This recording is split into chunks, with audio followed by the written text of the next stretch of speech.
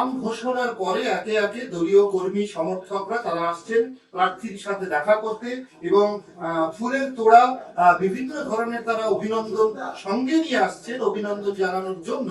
কিন্তু অভিনব একটি জিনিস যেটা আপনাদের দেখাই যে একেবারে একটি ফুলকপি এবং ফুলকপির ওপরে গোলাপ এবং বেশ কিছু রঙিন ফুল, এমন একটি অভিবাদন জানানোর উপায় সেটা কিন্তু সত্যি অভিনব।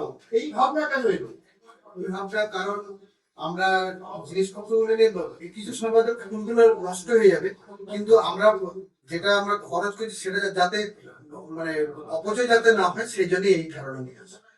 একেবারে একটু অন্য রকমের অভিনব ব্যাপার। যাই হোক, এভাবেই চলছে হলদিয়ার বিধানসভার প্রার্থী বিজেপি প্রার্থী প্রদীপ বিজলি, তার কর্মী সমর্থকরা তাকে আসছেন এভাবেই অভিনন্দন জানানো।